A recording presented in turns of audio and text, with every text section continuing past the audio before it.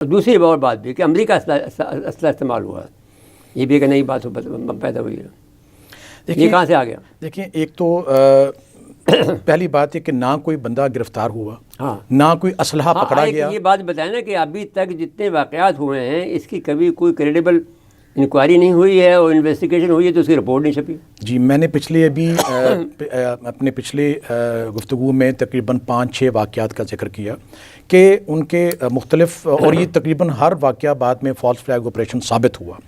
آج تک ہم نے انٹرنیشنل میڈیا میں یا انڈیا کے انٹرنل میڈیا میں یا ان کے اپنے آپریٹرس، سیکیورٹی آپریٹرس میں ہم نے یہ بات نہیں پڑھی یا دیکھی کہ انہوں نے اس کے اوپر ایک ان بائسڈ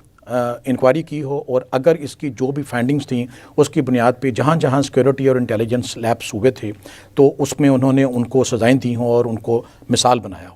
اسی وجہ سے چونکہ یہ اس طرح کے واقعات جو ہیں بار بار ریپیٹ ہونے کی ایک انڈیکیشن یہ بھی ہے کہ انڈیا کی جو سیکیورٹی اسٹیبلشمنٹ ہے اور جو ملٹری اسٹیبلشمنٹ ہے، اب ان کو اس بات کا اندازہ ہو گیا ہے کہ ان کی پولیٹیکل لیڈرشپ کے ساتھ مل کے وہ اس قسم کے کسی بھی فالس فلیگ آپریشن کو کنڈکٹ کر کے اپنے معصوم شہریوں کو نشانہ بنا کے اپنی پولیٹیکل لیڈرشپ کے لیے پولیٹیکل گین حاصل کریں گے، فیلئر کو چھپا سکتے ہیں اور اپنے فیلئر کو آرام سے پاکستان کے اوپر وہ ڈال سکتے ہیں۔